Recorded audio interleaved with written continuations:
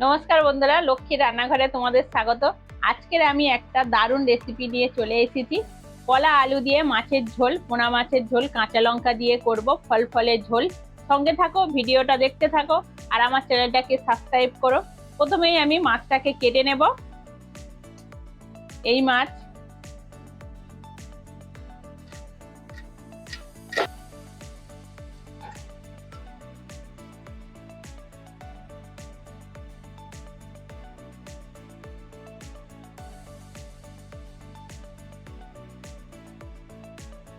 মাছ আমার কাটা হয়ে গেল। এইবার আমি ধুয়ে নিয়ে আসব। লবণ আর হলুদ মাখিয়ে দেব।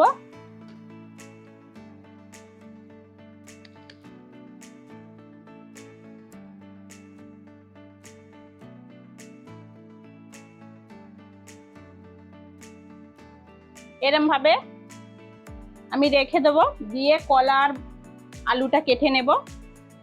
নতুন গাছ, সবে 4টে কাঁচা লঙ্কা হয়েছে। সেই কাঁচা লঙ্কা, 4টে কাঁচা লঙ্কা দিয়েই আমি আজকের কলার ঝোলটা করব।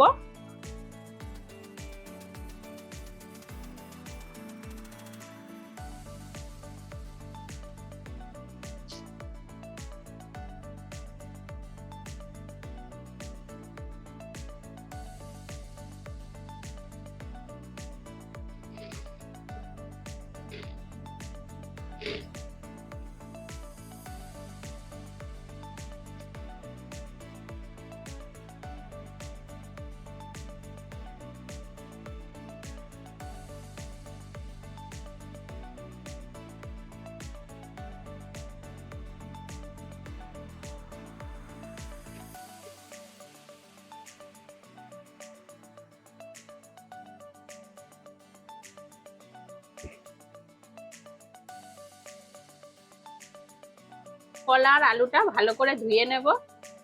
ভালো করে না ধুলে তরকারি কালো হয়ে যাবে।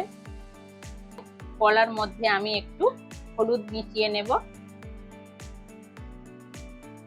অল্প হলুদ দিয়ে মাখিয়ে নেব।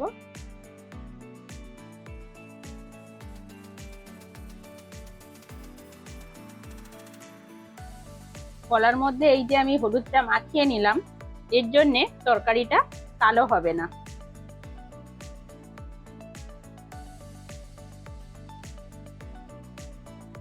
এইবার আমি উনুন ধরিয়ে নেব, নিয়ে কড়া বসিয়ে দেব। কড়া বসিয়ে দিয়েছি। এইবার আমি সর্ষের তেলে তরকারিটা করব। আগে মাছটা ভেজে নেব।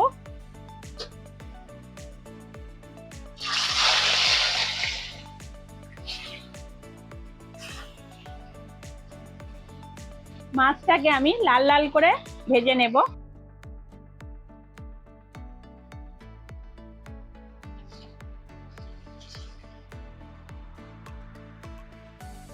মাছগুলো ভাজা হয়ে গেছে, এবার আমি তুলে নেব।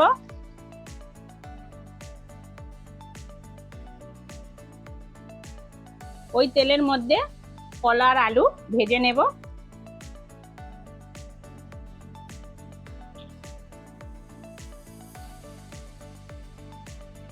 কলাটা ভালো করে ভেজে নেব।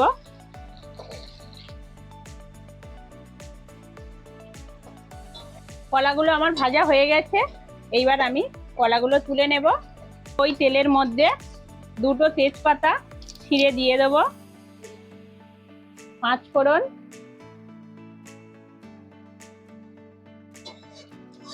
এইবার আমি আলুগুলো দিয়ে দেব। আলুগুলো কলার মতন ভালো করে ভেজে নেব। আমার আলু ভাজা হয়ে গেছে। এবার আমি জলটা দিয়ে দেব। জল আমি দিয়ে দিয়েছি। এইবার আমি হলুদ দিয়ে দেব। 1 চামচ মতন হলুদ দিয়ে দিলাম।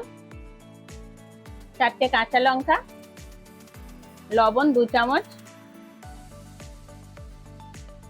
যারা অসুস্থ মানুষ তাদের জন্য খুব উপকার। ঝোল ততক্ষণ ফুটুক, আমি জিরেটা বেটে নেব।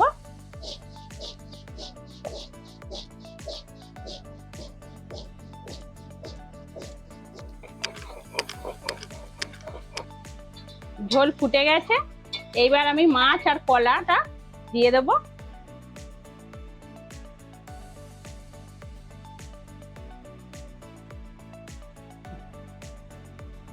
ঝোল যত ফুটবে তত কালার চেঞ্জ হয়ে যাবে। একটু বেশি ফোটানোর চেষ্টা করবে, তাতে ঝোলের টেস্টটা খুব ভালো আসবে। ঝোল তো ফুটছে। আমার রান্না যদি ভালো লেগে থাকে তোমাদের, তাহলে অবশ্যই একটা সাবস্ক্রাইব করবে আর শেয়ার করবে। কলার ঝোল মানে একটু তেল বেশি লাগে। জিরে বাটাটা দিয়ে দেব।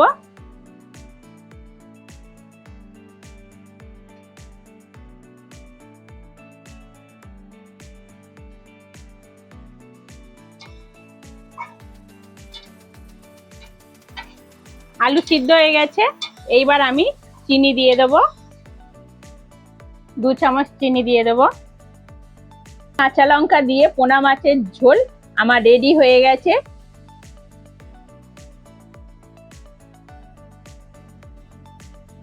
কলা আলু দিয়ে মাছের ঝোল হয়ে গেছে।